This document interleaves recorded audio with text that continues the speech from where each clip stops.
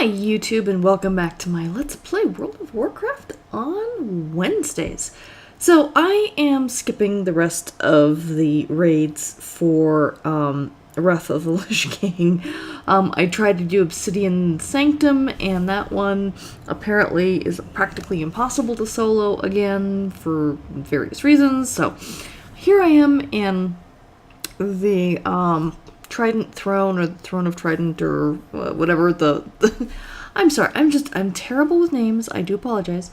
We'll see the name of it in a minute, but we are in the Abyssal Depths, or something like that, coming here to the, basically the first of the 5-man dungeons and or instances, whatever you prefer calling them, here in Cataclysm. And as you remember with Cataclysm, the first thing you do is this whole underwater scenario. Okay, so this is just a way to get back to Bashir. Alright, Throne of the Tides, that's the name of the darn thing. Okay, sorry if I keep messing up names and things, but you just gotta deal with that with us middle-aged gamers. Let me just tell you, it's like remembering names is like, ugh. Anywho, so here we are, just kind of checking this out. So, with Cataclysm, is the first of the expansions where I actually completely stopped doing dungeons entirely, both with my guild as well as by myself. So I have not done any of the dungeons, either 5-man or the raids, in Cataclysm at all, period. I have done the first 5-man dungeon, not solo, but I have done the first 5-man dungeon in Mists of Pandaria, the brewery one. But other than that, about the only one I've done since Wrath of the Lich King. And like I said, I haven't done any of the Cataclysms. So these are completely new content. I have no idea what I'm doing. Half the time I'm running around, trying not to get lost. Just got polymorphed there. So yeah, so I have no clue what I'm doing, and as for those of you who are regular watchers of my episodes, no, I don't bother looking up the boss fights either, at least not the first time around. So, be that as it may, thankfully with the 5-mans, and I switched back to normal. I am not doing heroic at this juncture. If I come across one where there's an extra boss that I'd like to do that I can't do because of the fact that I'm doing the whole thing with it being normal, sometimes they'll throw an extra boss in there if you're trying to do heroic and things. If there's one like that, I may switch to heroic to do it. We'll see. Anywho, you'll also notice over on the right there's a large clamshell with a blue quest thing there, and I'm like, whatever it is that it's looking for, I don't have it. It's probably something that if I was questing around here in Bashir, I would know how to do that. But oh yeah, so here you can see I didn't know what the heck I was doing, and I didn't realize that that jellyfish thing was basically the elevator. I was like, what am I supposed to be doing here? Why am I here? Why can't I go forward? Where is this entrance? I'm completely stuck and lost. So, and here I'm kind of wandering around and trying to figure this out. And I finally kind of got the general gist of it here, where all of a sudden I'm looking up and I'm like, oh, wait a minute. That thing I was just on, that might be the way. Yes, I'm just kind of running around looking up, and it's like, okay, oh, here it comes back down again. So let me, I need to get the heck out of the way so it can land, so I can get on it.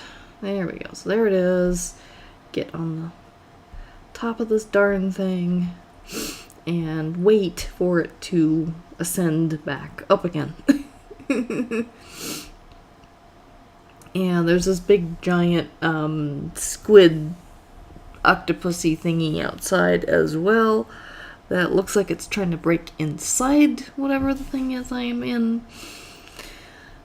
But needless to say, I'm just gonna go up, up, up. You can see that squid thing right there, and we'll just kind of keep going up here and trying to get after the first boss.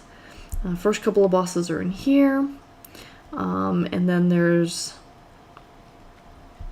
2 or 3 more bosses or 4 more bosses, just depending on how you want to count them, further on. But okay, first things first, we've got these guys swimming in here.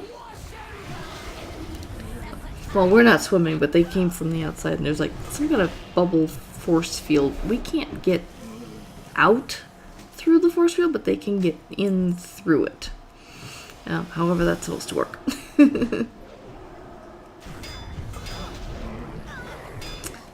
Alrighty, so here we go. Just having to get through all these trash mobs, and it's like I usually like to skip the trash mobs, as you may recall if you're a regular watcher, but unfortunately they don't really give me much of a choice here. I kind of have to fight all these guys because they're kind of in my way, and there's no way to get around them because they're just here and they keep coming at me. And there's the boss, as you can see, is way in the background there. But as you continue to defeat her minions, she kind of runs off, and you have to keep going after her and things. So you'll see that in a moment. Because right now she's in front of a doorway with a cage on it, or a gate, closed gate. But I need to get rid of this spirit mender here. Little deep murloc dredges are mainly distractions more than anything else.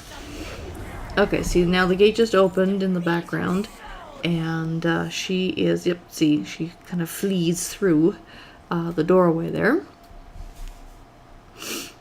And we're just gonna kind of go running after her. And first we have to take out all of these guys in this chamber, and then we can go after her in the adjoining chamber. So kind of like one thing at a time. We'll eventually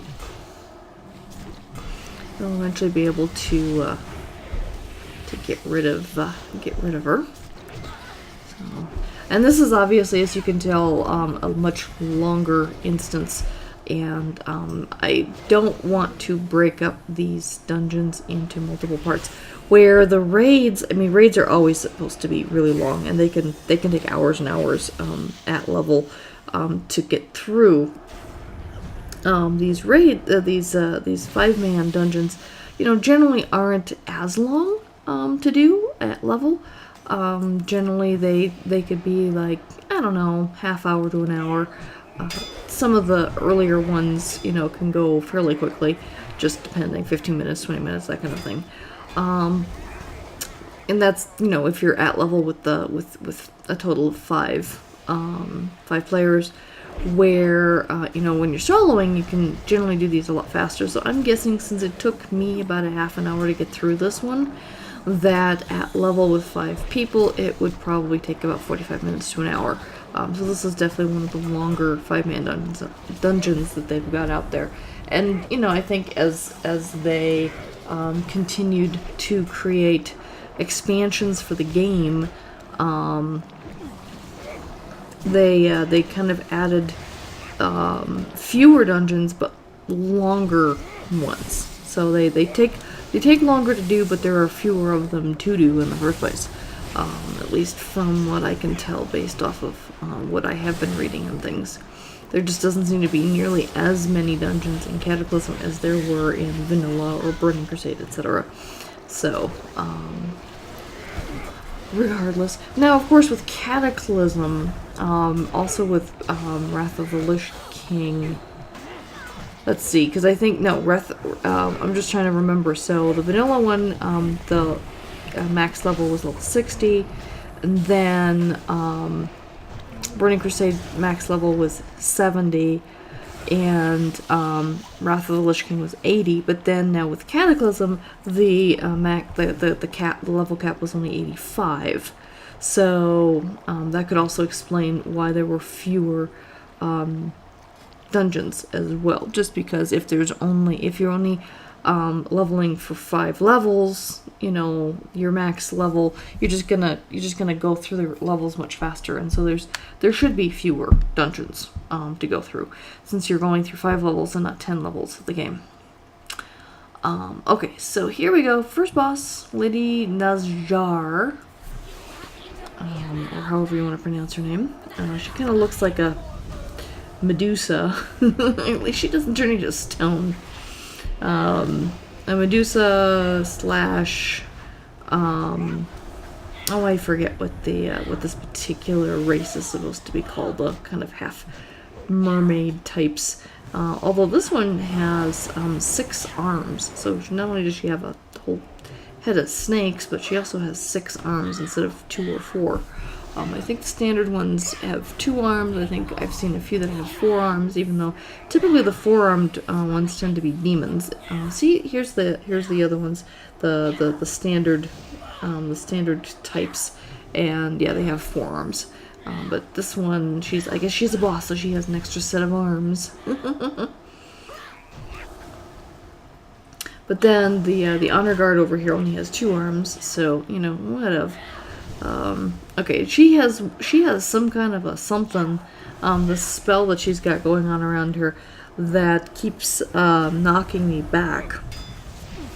So I'm like, okay, maybe I need to get rid of the ads first before I can take her out, because maybe they're helping her maintain that spell. And of course now there's more ads coming in. I probably should have taken out the other ads beforehand, but I didn't. And she continues having the spell on her, so I'm like, okay, fine, let's get rid of the ads so we can get rid of the spell, so that we can take her on, because I can't kill her if she keeps, if she keeps knocking me back so I can't attack her. So it's just one of those things. Alrighty. So yeah, you can see how long it is. It's like it takes me half of the time just to get rid of the first boss, and then after that, yeah, we'll kind of get through the other bosses a little bit more quickly. Thank goodness. It took me a while just to figure out how to get up here in the first place, though. So that was part of the delay of that. All right, finally got rid of her. And you can see this kind of hammer thing coming down. So if I cast it and whatever I'm casting it at is dead, instead of causing damage to them, it causes healing to me. So, which is kind of cool. I like that. Forget the name of the spell, but it's a cool spell. Okay, and then I cut out some of the footage here because I was running around trying to figure out, okay, how the heck do I get out of here? I don't know. Okay, so by killing Lady Naz'jar and escaping that level, it's causing something like this electricity stuff going through and causing the squid thing to retract its tentacles and leave, basically, and stop its current attack on whatever this thing is. So there it is, and it's kind of running off. So so that's that. So we triggered that. Now we go through, and now the next boss, who's supposed to be in this chamber in the first place, will finally appear. There he is, Commander Ulthok, the Festering Prince. He's part of a race called the Faceless Ones. That's actually one of the few names I remember for races, because it's actually, you know, it actually kind of makes sense. Even though he kind of has a face, I mean, it looks like he's got a couple of eyes there, and then he's got a bunch of tentacles, and stuff, but he doesn't look like he's completely, faceless, but, you know, what do I know? And one of the things I'm not paying attention to here, which I probably should have, was the fact that he casts some kind of a black circle that I'm standing in, and it's doing me a heck of a lot of damage. And I should have been paying attention to that, and I wasn't, and I almost died. So if you haven't run this instance yet, pay attention to that. I'm like, oh crap, I should have paid attention to that. Okay, and he's whacking at me, and he's trying to poke me with his, like, his one hand is like, 3 tentacles, and then his other hand is a single one, and stuff. But yeah, I barely made it through that one. It's like, okay, I gotta pay better attention, Gabby. My goodness. All right, so without further ado, I got myself healed a little bit. Gotta eat a little bit of food, and then I gotta go and try and figure out how the heck do I get from here to the next part of the dungeon. And I wasn't entirely sure how that worked, but I figured I'd wander around and figure it out, and I'll eventually find it. So I'm here. I'm like, okay, well, let me run back to where the jellyfish is and see, maybe I have to take the jellyfish to a different level or something. And then I saw this thing, and I'm like, oh, look at that. And I can hop onto it. I'm like, oh, it's a little teleporter thingy. And it takes me back to the main level. So I could have taken the jellyfish here, or I could have, and I noticed that I can turn in the quest over here, so I might as well do that. And so first I'm going to do that. And then I'll go back, and then there's 2 more chambers with bosses in them, and so we've got to kind of deal with those. Okay, first we've got to select a thing. I mean, all of these are kind of useless to me right now, but I figured I can at least take whatever's worth the most gold. And here I got the breadwinner achievement. Loot $10,000, sorry, 10,000 gold from quests. So, not bad. I think I got that achievement on my other character, my Lish Reaper Death Knight character as well. But I hadn't achieved it yet with this one. And one of the things I noticed I thought was interesting is that this entire part of this instance looks an awful lot like, well, let's just say girls' internal parts, without getting too specific there. If you're familiar at all with female anatomy, you'll know what I mean. Alright, so I'm going to go to the right first and take out whoever is at the right. And it turns out that I figure I'd try and do something there. Nope, can't do it yet. It turns out that this is the correct order to do them in as well. You should actually do this one first and then do the other one. And you'll see why once we finish on the right side and go to the left side, it'll become apparent that that's the case. I mean, I don't know if it matters necessarily, but in terms of the story progression of this particular instance, it actually makes sense to go this way first. Regardless, we've got a faceless watcher that we've got to get rid of, as well as all these little gill goblin thingamabobs. We'll take care of them next. He's just like pounding at me and trying to stab me, and with their, I keep thinking stab me with their steely knives from Hotel California there.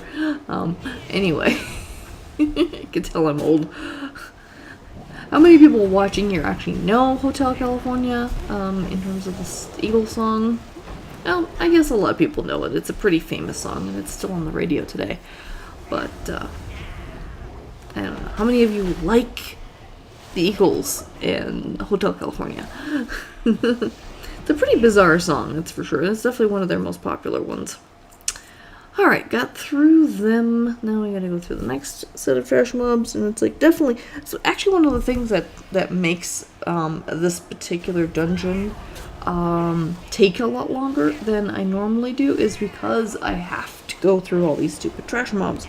With a lot of the ones I did before, I was able to run right past them, and it didn't really matter because there was enough room for me to kind of skirt around them, or like hug the wall, or the various strategies you do to kind of get around not having to attack the trash mobs.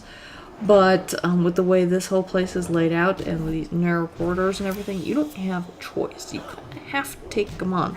And now that Cataclysm, it's one particular, it's only one expansion away from the current expansion that we're on now. And so it's a little bit more difficult. It's a little bit more challenging than the vanilla and the Burning Crusade versions of things. And so I'm not killing these guys as quickly as I would have normally. And so, yeah, it just takes a little longer. It takes longer to do, especially since I'm going solo. Alright, so there we go. Got rid of those guys, and there's the boss in here. And actually, when we get a little closer, you'll see that it's actually a combination of two bosses. Okay, so first we're taking on Arunak Stone Speaker, but you'll notice that he's got something on his head. It actually kind of looks like he's a Draenei with a squid for a head. But it's actually, the squid itself is not part of him. It's actually controlling him. And so initially we're attacking Arunak with the squid thing on its head, but then somehow or another the squid thing separates itself from him, and then the squid thing becomes a boss in its own right. So we just kind of have to take on one thing at a time. Right now we've got to take on the mind-controlled Arunak. And now, there we go. So the Arunak has now been freed from the mind-bender Ghur'sha, and we now have to take on and kill the mind-bender directly. So I'm like, okay, better get out of the poison fog here and actually pay attention to what's going on. And it's like trying to sap me with some kind of a magic beam or something as well, but it's going down pretty quickly.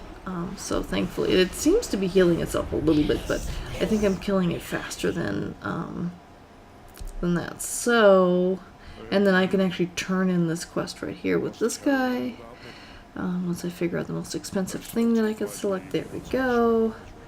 And then just pick up whatever is dropped by that boss and get out of the poison cloud. Alright, so that's 2 more bosses down in a row. Nice. Got myself healed. And next is just kind of running back through and going to the next boss after this.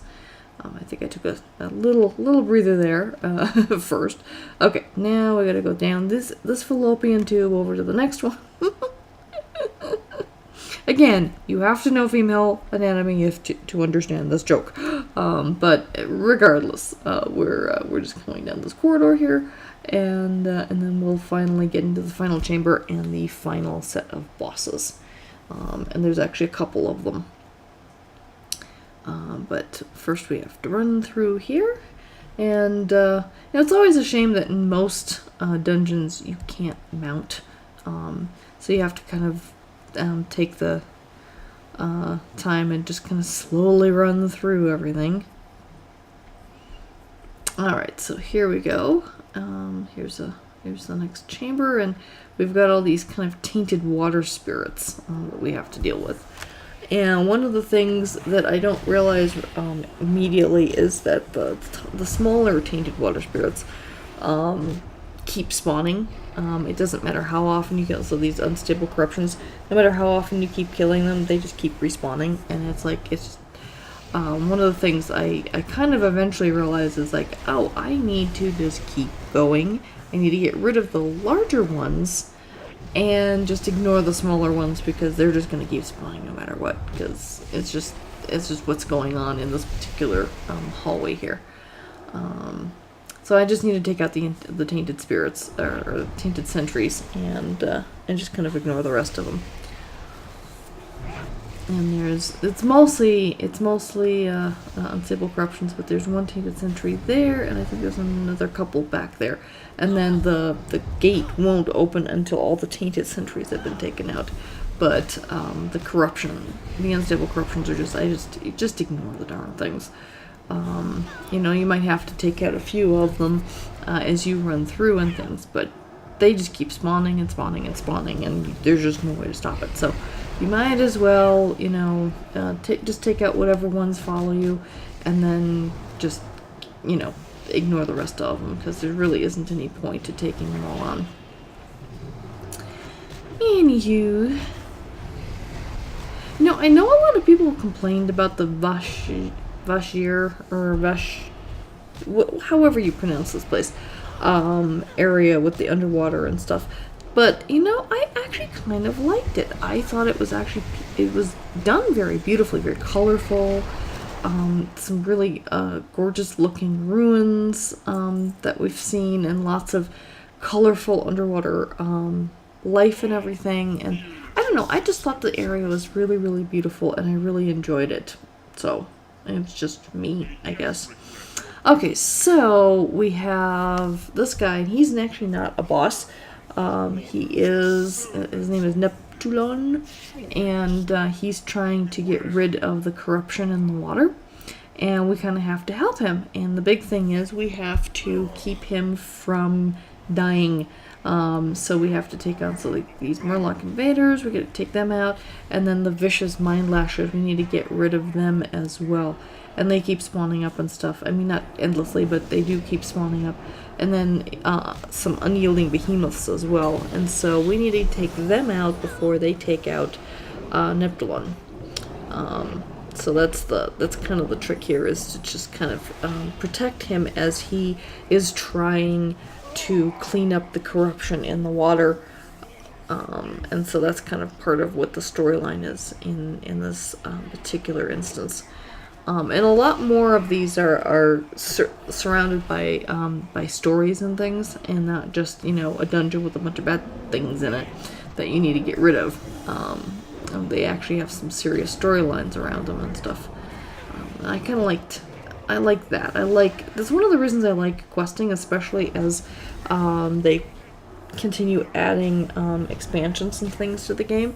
This is they keep expanding the story and the lore of World of Warcraft in the first place, and I really enjoy that. I actually think it's really fascinating, and the folks at Blizzard must actually spend a lot of time coming up with, okay, well, what's the storyline, and having an underlying consistent storyline with each expansion that matches the existing storyline as well as adds to it. Okay, so Big Squid Guy is back. So we kind of took out, and we've got more of these guys. We gotta get rid of these first. Blight Beasts and Sappers, and they're really, really hurting Neptulon quite a bit now, now that the Squid Guy's back. So I need to get rid of these guys, and I need to get rid of them quickly. Because otherwise they are going to seriously do some major damage to Neptulon. And if Neptulon goes down, we lose. Basically. That's kind of the point of this exercise here, is we need to get rid of these guys. Get rid of the Sappers, and then the Blight Beasts that are, kind of taking us on. You can see all this corruption. This looks like crude oil, practically. That's kind of tainting the waters and things, and that's what Neptulon is trying to clean up.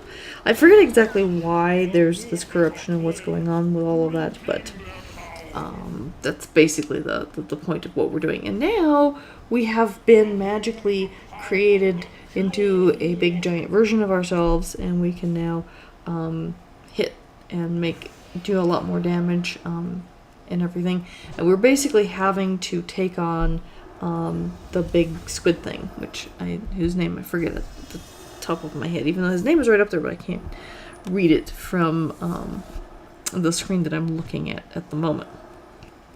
Be that as it may, so we're hitting him, and Neptulon is hitting him, so that's one of the reasons why his health is going down so quickly, because I can't really hit him directly because he's on the outside of this bubble.